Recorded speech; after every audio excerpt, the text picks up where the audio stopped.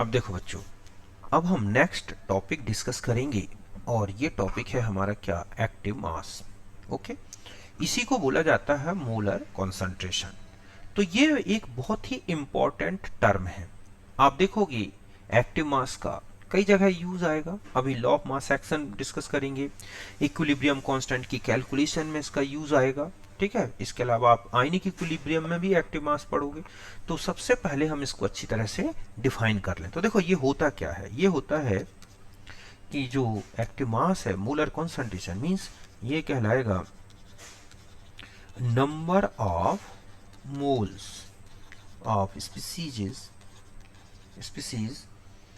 in per litre volume of, ठीक है, vessel और रिएक्शन मिक्सचर। समझ गए बच्चों कि जो रिएक्शन मिक्सचर लिया गया है उसके पर लीटर वॉल्यूम में जो स्पीसीजेस हैं उनके नंबर ऑफ मोल्स ही क्या कहलाते हैं, एक्टिव मास। मींस हम ऐसा लिखेंगे एक्टिव मास, इसका सिंबल देखोगे आप स्क्वायर ब्रैकेट बनता है ये, और ऐसे लिखेंगे x इक्वल टू, यहां पर हम लेंगे moles of x means nx ऐसे ले लें, अपॉन में हो जाएगा वॉल्यूम ऑफ रिएक्शन मिक्सचर, या फिर हमारे पास जो भी वेसल दे रखा होगा उसका वॉल्यूम रखें। ओके, ये हो गया v means x equal to nx upon v। ये होगा इस तरह से, ये मोलर कॉन्सेंट्रेशन होगी ना, पर लीटर वॉल्यूम में नंबर ऑफ मोल्स को ही हम क्या बोलेंगे, मोलर कॉन्सेंट्रेशन। ठीक है, और इसकी जो यूनिट आएगी यही आएगी क्या, मोल लीटर इनवर्स, पर लीटर में कितने मोल्स हैं। एक तो इससे है, ठीक है। ठीक इसी तरह से अगर हमें एक्टिव मास किस में निकालना है, एक्टिव मास, ठीक है, on the basis of pressure of species, तो वो कैसे चेंज करोगे। तो देखो एक फॉर्मूला होता है PV equal to N R T. ठीक है, तो यहां पर अगर हम P इक्वल टू ऐसा लिख दें N upon V R T, तो ये जो एन अपॉन वी है ना बच्चों, यही क्या है, ध्यान से देखें कि मोल्स अपॉन वॉल्यूम, यही क्या हो जाएगा, एक एक्टिव मास। तो यहां पर अगर हम एन अपॉन वी लें तो हमारे पास इक्वेशन क्या बनेगी, P अपॉन क्या बच्चों, आर टी। समझ गए ना कि इस तरह से अगर आपको स्पीसीज का गैसियस प्रेशर दे रखा है और टेम्परेचर दे रखा है, और आपको उसको किस में चेंज करना है, उसके एक्टिव मास में, तो n अपॉन वी मीन्स यही हो जाएगा x जो इक्वल होगा p अपॉन आर टी के। और इस तरह से आप क्या कैलकुलेट कर सकते हैं, पार्शियल प्रेशर या प्रेशर के बेस पर जो भी स्पीसीज आपको दी गई है उसका प्रेशर मीन्स यहां पर ये है। ठीक है, यूनिट वही आएगी, प्रेशर की यूनिट अगर आप देखोगे एन अपॉन वी, मतलब इसकी यूनिट है मोल पर लीटर, तो इसका रेशियो भी मोल पर लीटर में। यहां पर आर क्या होगा बच्चों, अगर प्रेशर, अगर आप प्रेशर को एटीएम में लेते हैं तो आर लेंगे 0.0821 litre ATM kelvin inverse mole inverse, और टेम्परेचर को किस में लेना है, केल्विन। तो आप ऑटोमेटिक देख लो, आप एटीएम एटीएम हट जाएगा, केल्विन हट जाएगा, मोल पर लीटर में आंसर आ जाएगा। ओके, तो इस तरह से अगर हमें स्पीसीज का प्रेशर दे रखा है तो भी एक्टिव मास निकाल सकते हैं, डायरेक्ट मोल्स दे रखे हैं, वॉल्यूम दे रखा है तो निकाल सकते हैं। देखो एक क्वेश्चन से समझते हैं हम इसको। ठीक है, कि ये लिखा है 4 ग्राम H2 एंड 64 ग्राम, ठीक है, O2 वर मिक्स्ड इन 10 लीटर फ्लास्क। ठीक है, आपको लिखा है calculate active masses of H2 and O2। ठीक है, तो आपको करना क्या है, सबसे पहले NH2 मोल्स कैलकुलेट करें हाइड्रोजन के। तो 4/2 मीन्स कितना हो गया, 2 मोल। ठीक है, ऐसे ही मोल ऑफ O2 कितना हो जाएगा, 64/32, ये आ गया 2 मोल। ध्यान रखें गैस के मोलर मास का यूज करना है, क्योंकि मोल एग्जिस्ट करता है या मॉलिक्यूल एग्जिस्ट करता है। तो इस तरह से अब हम एक एक करके लेंगे। हम यहाँ लिखेंगे, ठीक है, जिसका भी हमें एक्टिव मास लेना है हम उसको इस तरह से स्क्वायर ब्रैकेट में लिखें। तो यहाँ हो जाएगा NH2/V means 2/10 means 0.2 mole litre inverse. ठीक इसी तरह से अगर हम O2 का एक्टिव मास की बात करें तो O2/V मतलब 2/10 ये भी हो गया, तो 0.2 मोल लीटर इनवर्स।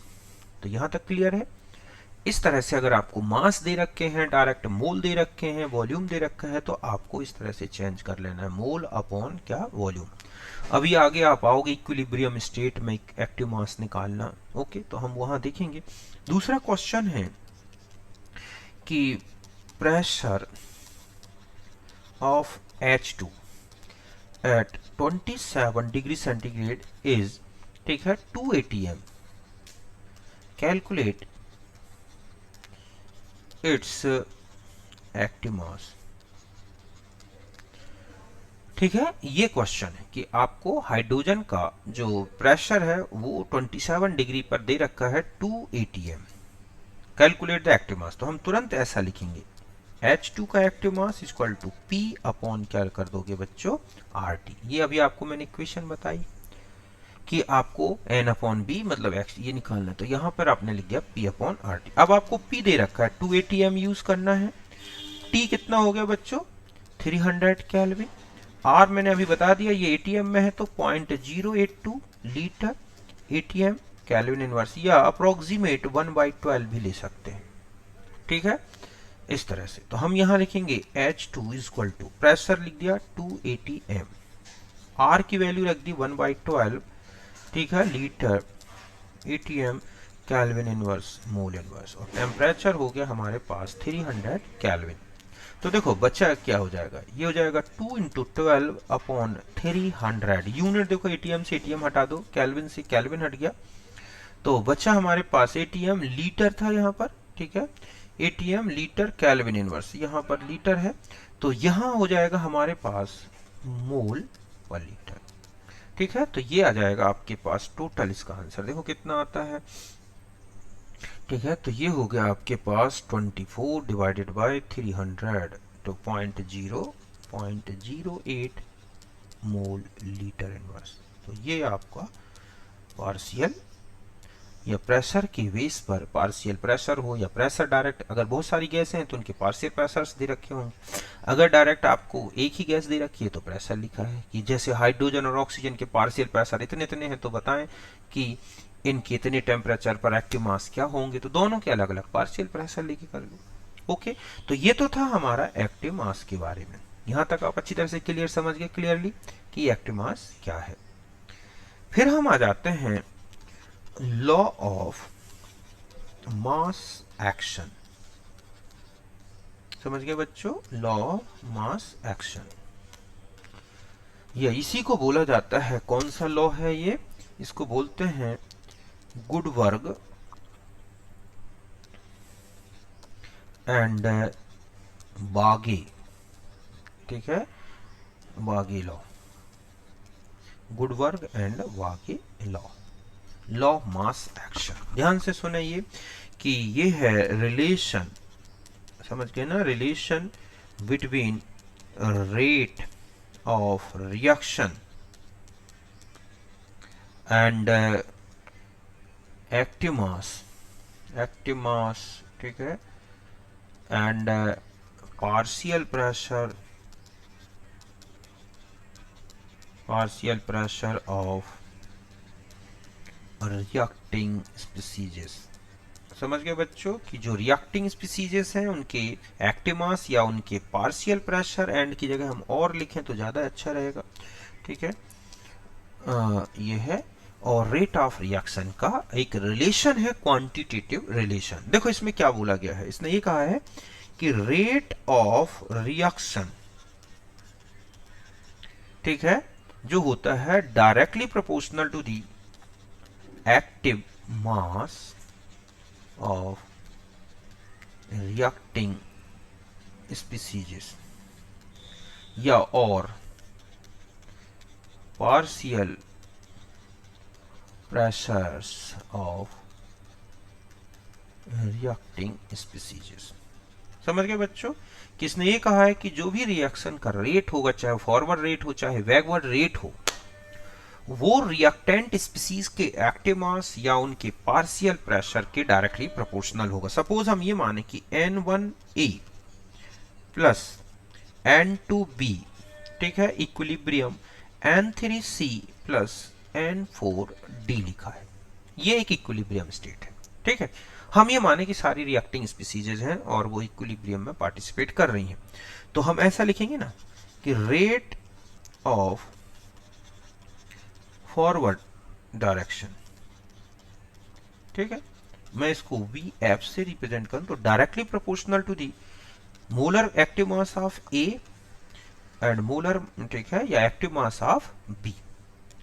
समझ गए ना कि ये किसके डायरेक्टली प्रोपोर्शनल होगी? A और B के एक्टिव मास, और जो भी इनके स्टोइकियोमेट्रिक कोएफिशिएंट है वो इस तरह से लिखते हैं, या हम लिखें VF equal to KF A का पावर N1 B का पावर N2। अभी हम KF के बारे में अलग से लिखेंगे। फिर है रेट ऑफ बैकवर्ड डायरेक्शन। समझ गए बच्चों? की अब आपसे पूछा गया कि बैकवर्ड डायरेक्शन में रेट क्या होगा, तो directly proportional to the C का पावर क्या लगा देंगे? N3। D का पावर क्या लगा देंगे? N4। हम इसको VB से रिप्रेजेंट करें तो VB directly proportional to the C का पावर N3, ठीक है, D का पावर N4। या हम ऐसा लिखेंगे VB इक्वल टू KB, ठीक है, C का पावर N3 और D का पावर क्या हो जाएगा? N4। यहां तक बात समझ गए? यहां पर जो KF है इसको बोलेंगे, ठीक है, रेट कांस्टेंट, ठीक है, ये है rate constant of forward reaction. समझ गए बच्चों? और जो KB है ये है rate constant of backward reaction. इस तरह से एक फॉरवर्ड रिएक्शन के लिए हो गया और एक बैकवर्ड रिएक्शन के लिए हो गया। अब हम जानते हैं कि एट इक्विलिब्रियम स्टेट, जब इक्विलिब्रियम स्टेट आती है, समझ गए ना, तब VF इक्वल टू VB की फॉरवर्ड रेट और बैकवर्ड रेट क्या हो जाएंगे बच्चों? बराबर होंगे। तो हम यहां लिखेंगे KF A का पावर N1 B का पावर क्या? N2 equal to KB C का पावर N3 और यहां पर D का पावर N4, या KF upon KB equal to C का पावर N3 D का पावर N4 अपॉन A का पावर N1 और B का पावर N2, या ये हो जाएगा KC इक्वल टू होता है KF अपॉन KB, तो हम लिख सकते हैं KC इक्वल टू C का पावर N3 D का पावर N4 अपॉन A का पावर N1 और B का पावर N2। यहां KC जो है इसको बोलते हैं इक्विलिब्रियम कांस्टेंट। समझ गए बच्चों? इसको क्या बोलते हैं? Equilibrium constant. और यहां पर जो भी स्पीसीज ब्रैकेट में लिखी हैं ये सब क्या है, मतलब यहां पर ये जो लिखा है x जो भी है ये क्या है? Active mass. तो देखो ये क्या कह रहा है कि जो KC एक कांस्टेंट है, मींस हम ये कह सकते हैं, मींस एट इक्विलिब्रियम स्टेट, ठीक है, कि जो मोलर कॉन्सेंट्रेशन है, मोलर कॉन्सेंट्रेशन ऑफ प्रोडक्ट, ठीक है, to the reactant remains constant. समझ गए ना कि इनका जो रेशियो है कि कांस्टेंट मींस स्टेट, ठीक है, इक्विलिब्रियम स्टेट में जो मोलर कॉन्सेंट्रेशन रेशियो है ये क्या है?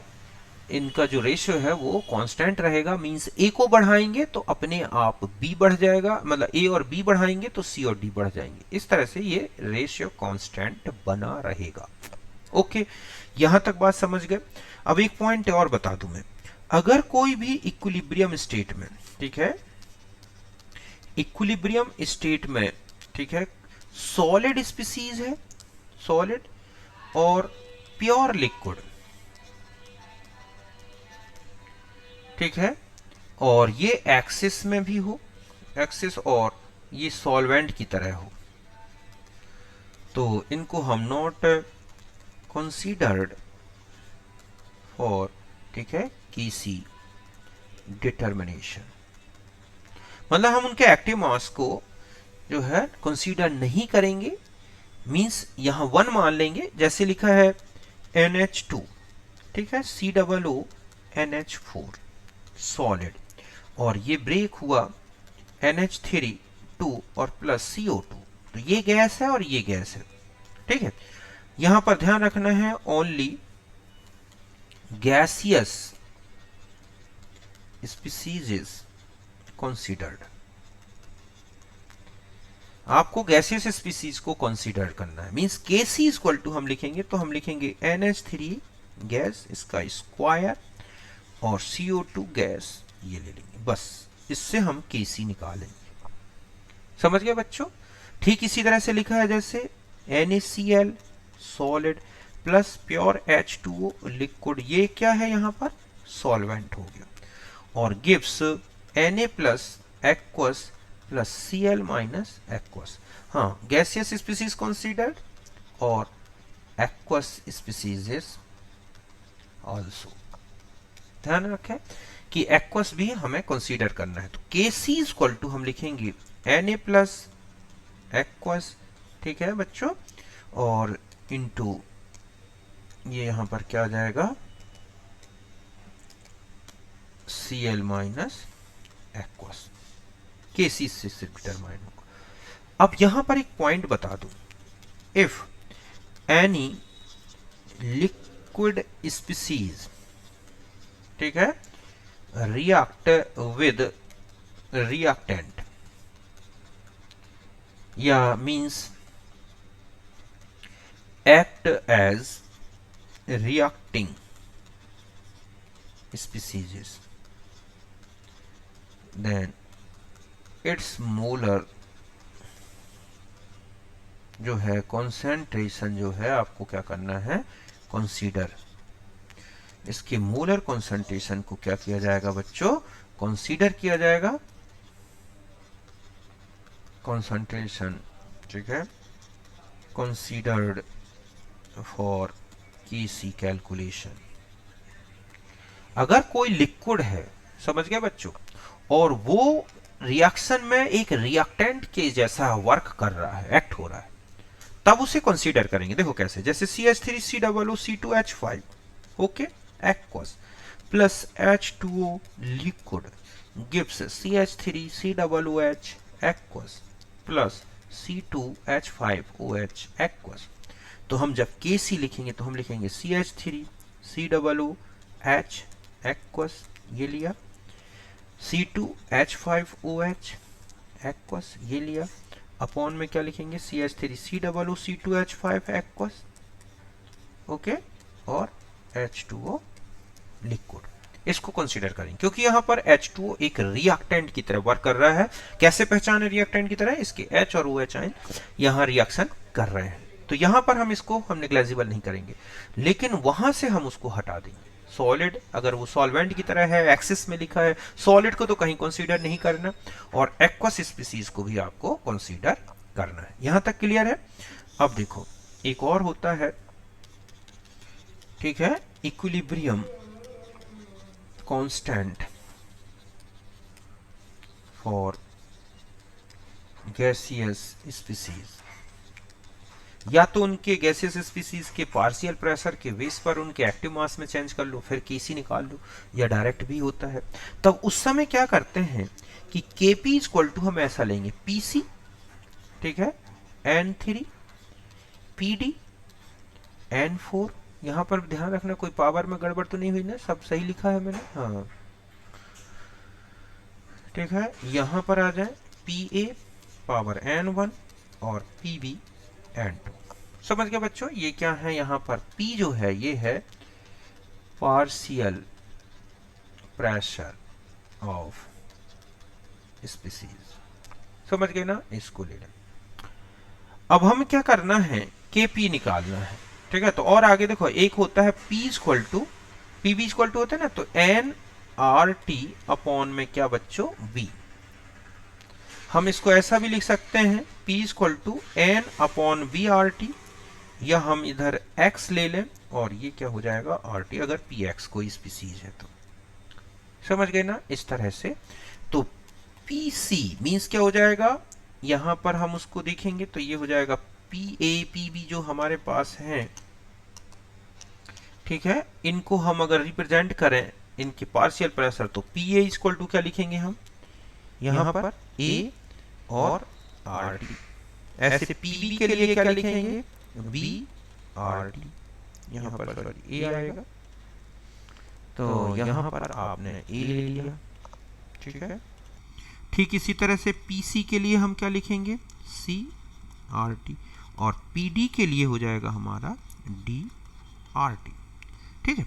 अब यहाँ आ जाओ, KP इक्वल टू, तो यहाँ पर ऐसा लिखोगे ना आप, ठीक है, कि आपने सबके एक्टिव मास लिख लिए। अब पार्शियल प्रेशर, तो अब यहाँ आ जाएं तो हम लिखेंगे क्या, C ये लिया, और RT यहाँ पर मैं इसको ऐसे ले लूँ, ठीक है, कि यहाँ हो जाएगा C RT, और इस पूरे का पावर लगा दें हम क्या, N3। यहाँ लिखा आपने D RT, और यहाँ हो गया N4, अपॉन में लिखा आपने A RT, और इसका पावर हो गया N1, B RT, और इसका पावर हो गया N2। और आगे बढ़ जाए, KP C का पावर N3, D का पावर N4, अपॉन में A का पावर आपने लिखा N1, और B का पावर हो गया N2, और यहाँ जो RT बचेगा बच्चों, इसका पावर देखो क्या बचेगा, N3 प्लस N4 माइनस, ठीक है, N1 प्लस क्या, N2, ऐसा लिख सकते हैं। अब यहाँ पर जो है ये, तो ये तो हो जाएगा Kp इक्वल टू, यहाँ हो जाएगा Kc इंटू RT का power delta Ng, means delta Ng equal to N3 plus N4 minus N1, ठीक है, प्लस क्या, N2। ध्यान रखें कि यहाँ पर ओनली गैसियस, ठीक है, स्पीसीज को ही कंसीडर करना, यहाँ पर कि मैं यहाँ और अच्छे से लिख दे रहा हूँ। जो आप डेल्टा N निकालोगे, ये हमने थर्मो में भी पढ़ा है, ठीक है, कि यहाँ पर जो आप क्या यूज़ करोगे डेल्टा N का कैलकुलेशन, तो उसमें केवल और केवल कौन सी स्पीसीज लेनी है आपको, कि यहाँ पर डेल्टा Ng के डिटर्मिनेशन में जो है लिखा है, डिटर्मिनेशन जब आप करोगे तो ओनली, ठीक है, गैसियस स्पीसीज जो है कंसीडर करो। समझ गए बच्चों, तो ये हमारा इक्वेशन आ गया, ये वाला जो इक्वेशन आया आप देख रहे हैं, ठीक है। इसी से हमें Kp कैलकुलेट करना है। Kc आपको वही है, R और T gas constant, T temperature, Kc equilibrium constant हो गया मूलर मास के बेस पे, इस तरह से। तो अगर आपको Kc पता है तो आप क्या कैलकुलेट कर सकते हैं। और एक डायरेक्ट भी बता दूं मैं, Kp इक्वल टू बिना Kc का यूज़ किए Nc का पावर यहाँ पर क्या हो जाएगा, N3, Nd का पावर क्या हो जाएगा बच्चों, N4, Na का पावर होगा N1, Nb का पावर हो जाएगा N2, P total upon summation N, और इसका पावर हो जाएगा डेल्टा Ng। ये डेरिवेशन है लंबा, अब इतना टाइम नहीं है इसको बताने का, आप इसको याद रखना। देखो यहाँ क्या है, Nc, Nd, Na, Nb, ये कहलाते हैं मोल्स ऑफ स्पीसीज, ठीक है। कौन कौन सी, जैसे C है, D है, A है, B है, ठीक है, एट इक्विलिब्रियम स्टेट। समझ गए बच्चों, कि जो इक्विलिब्रियम स्टेट में स्पीसीज हैं उनके एक्टिव मास हैं, सॉरी एक्टिव मास नहीं, मोल्स हैं, एक्टिव मास नहीं है, सॉरी, क्या है ये, मोल्स। P टोटल जो है ये है प्रेशर एट इक्विलिब्रियम स्टेट। और किसका भैया मिक्सचर, ये है प्रेशर ऑफ रिएक्शन मिक्सचर, जो भी रिएक्शन मिक्सचर में रिएक्टेंट प्रोडक्ट उनका टोटल प्रेशर। और टी जो ये है समेशन एन, ठीक है, यहां पर जो समेशन एन है ये क्या है बच्चों, ये तो हो गया हमारा समेशन एन इक्वल टू हो जाएगा N A plus N B plus N C plus क्या एन डी। बाकी जो डेल्टा एन जी है वो वही है summation N G product minus summation N G reactant, मतलब गैसियस स्पीसीज के जो प्रोडक्ट्स हैं वो और माइनस रिएक्टेंट एन जी निकालें। तो इससे केपी डायरेक्ट भी निकाल सकते हैं। यहाँ तक आप अच्छी तरह समझ गए ना। तो इस तरह से केपी और केसी की कैलकुलेशन करने के लिए इक्वेशन यूज होते हैं। कौन कौन सी स्पीसीज कंसीडर करनी है आपको, कौन सी नहीं करनी, ये आप इस तरह से इक्वेशन में या अब आपको या तो पार्शियल प्रेशर दे रखे हों, स्पीसीज के इक्विलिब्रियम में मोल्स दे रखे हों, उसके बेस पर केपी केसी, लेकिन हमें केपी और केसी की कैलकुलेशन करने से पहले उनकी जो है इक्विलिब्रियम में मोल्स क्या होंगे उनको निकालना होगा। और वो कैसे निकाले जाते हैं, डिग्री ऑफ डिसोसिएशन के बेस पर कैसे निकाले जाते हैं, हम इन सब को पहले डिस्कस करेंगे, फिर न्यूमेरिकल्स में आएंगे। अभी यहाँ तक मैंने केवल आपको इक्विलिब्रियम से रिलेटेड जो है क्या बता दिए, आपको रिलेशन केसी और केपी के कैसे आए हैं ये रिलेशन बता दिए। बाकी हम केपी और केसी का न्यूमेरिकली सॉल्यूशन कैसे निकालेंगे, इनके क्या क्या कैरेक्टरिस्टिक्स होते हैं, इनको हम नेक्स्ट वीडियो में डिस्कस करेंगे। उसके बाद ही हम इसके न्यूमेरिकल्स में आएंगे। ठीक है बच्चों, तो ये था हमारा गुडवर्ग वागे रूल और उससे रिलेटेड केपी एंड केसी। बाकी हम आगे नेक्स्ट उसमें वीडियो में डिस्कस करेंगे। चलते हैं फिर, ठीक है बच्चों।